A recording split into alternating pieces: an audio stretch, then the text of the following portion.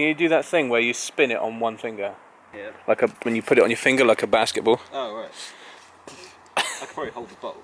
Oh, under your legs. Under your... I'll put... Yeah. Also guys, you're watching 63 Fix TV and I'm here with Mr. Craig Lovelock right here, and he's got a project to show us. And it involves a bike and electric.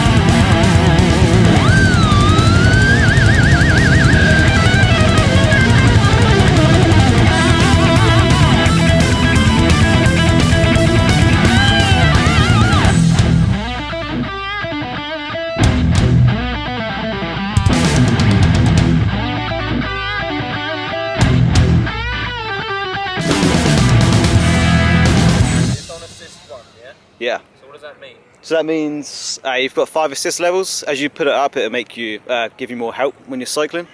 So the first level will give you a bit of power, and the higher you go. Have you still got it on 1? It's on 2 now. Okay, keep it on 2. Oh, fuck. Yeah. Whoa. Oh man, this is cool.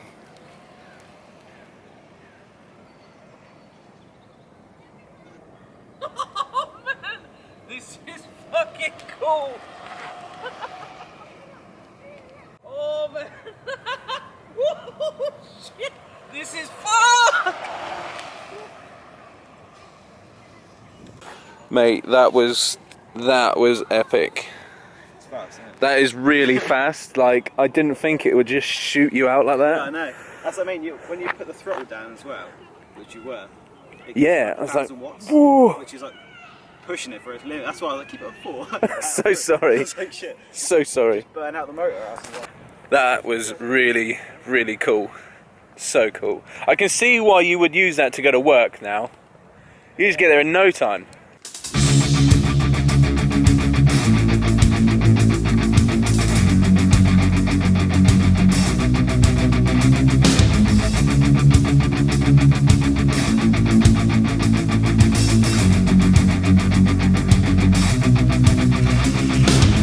The issue with electric bikes that you can buy from Halfords or whatever is legally in the UK they're restricted to 15 miles an hour and 250 watts, I think.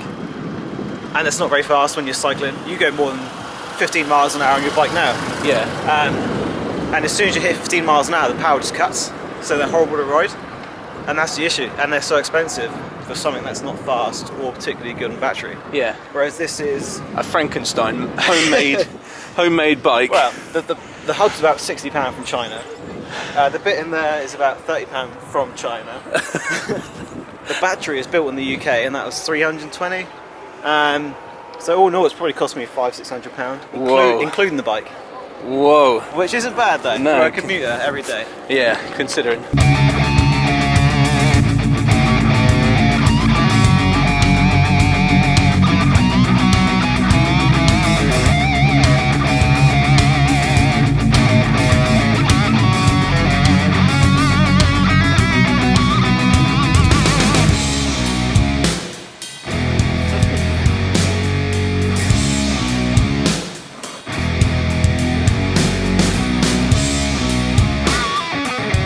So we're just doing a little test at the moment.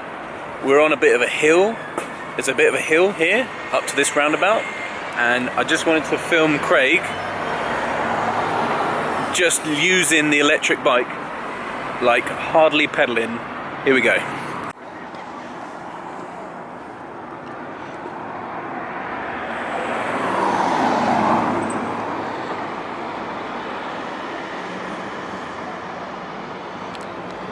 It's pretty steep here. That was some pretty good speed going up there, uphill. So good test. So the bike, your bike's not finished, is it? You've still got to do what? Retidy it. Retidy. Tidy up everything. Shorten some cables, make it look a bit more or less electric, shall we say.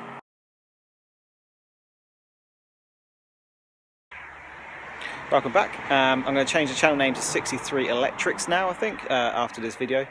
Hopefully I can answer in a minute some of the questions, because I'm going to do a bit of a bike check and answer some questions that Dan's sort of given me that he wants to know, that hopefully be useful to you as well. Last time you saw the bike on the rest of the video, it would have been when it was sort of in its prototype stage.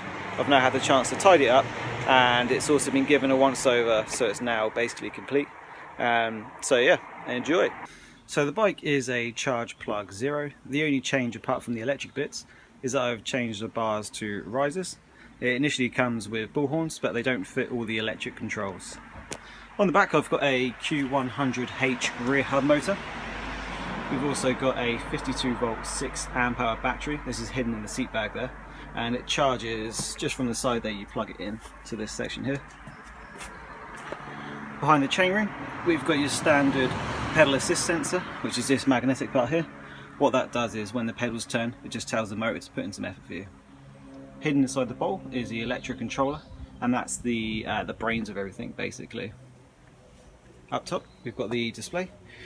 You can change the assist level from 0 all the way up to 5, and what that does is it just changes the amount of amps that it pulls from the battery and just increases how much help it gives you. And then we've also got the throttle if you just want to use pure throttle power. One of the main questions that I get asked, and especially by Dan, is how fast does it go and how long does the charge last? So it takes around 2 to 3 hours to charge, and it also goes around 26 miles an hour. The range you'll get from that depends on how much you're using the throttle, how many hills and all sorts, but I can probably get around 20 miles plus on a full charge without it going too dangerously on the battery. It took around, if you had all the parts laid out in front of you, it's probably going to take you a couple of hours to build. It's pretty simple, everything's pretty plug and play by now. It all comes from China, and enough people are doing the builds that there's been enough research done the best ways to make it easy. The most difficult part is finding someone that will lace the rear hub into the wheel. It has to be a 36 hole rim, and that's just purely for strength. There are a few that run on 32, but you can't really find them in the higher power motors.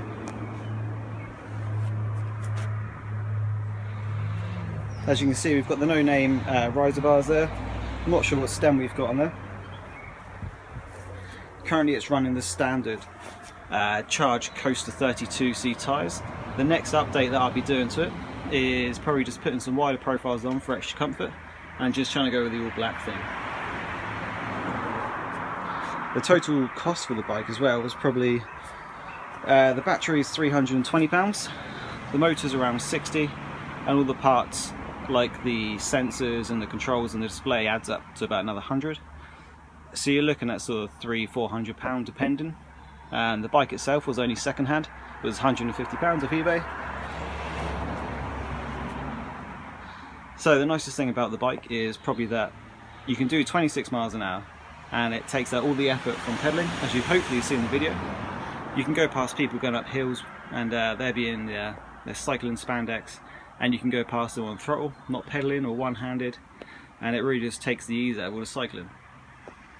My commute to work is around 6 miles, and that takes me about 20 minutes or so, and I can get there with no effort. I'm not sweating, I don't have to change, I just actually wear jeans and a shirt, and unless you know what you're looking at, it's pretty hard to tell that it's electric, and a lot of people get surprised, especially when you go past them at 26 miles an hour.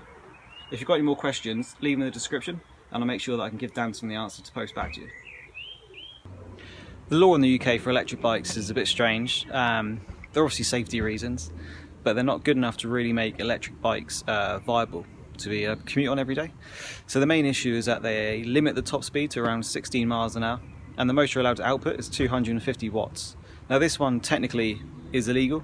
It could do, like I say, 26 miles an hour, and it puts out up to 1,000 watts. But you really do need that to be able to get the power. And also a top speed of 16 miles an hour doesn't really give you too much over what you normally be able to cycle. It actually makes it more difficult when you get to 60 miles an hour. It's like a parachute almost stopping you with the ones that you buy from Halfords or other shops. That's because they purely just have to cut the speed. One of the main challenges you have to think about when you build an electric bike is how the components work together. So the motor is 36 volt, the battery is 52 volts. The reason I'm running it at a higher voltage is because voltage gives you top speed, and then the amps you draw from the battery gives you torque almost in a car. But what you have to make sure is that your battery can handle the continuous amps that the controller in the bottle is requesting from it. And the reason for that is because if you use a battery that can't handle the amps, it will get too hot, the cells will get damaged, and it just won't be able to continuously output what you need to be able to run the motor. The motor is rated as a 350 watt rear motor, and the wattage on motors doesn't necessarily mean much. I can put 1,000 watts or so into this without doing any damage. It's more of just a number they have to give, and a way to sort of give their range different names. I've just taken the top off the bottle here so you can see all the controls and everything inside. I've had to cut a lot and shorten them, so I've been doing some soldering to make sure everything just fits basically from the motor up into the bottle. By standard, all the cables are super long, and you normally see a lot of builds that have all the cables wrapped around here, or you get big bags that house everything. But I really wanted to go minimalistic on this and just try and keep it as stealthy as possible, and that's hopefully achieved.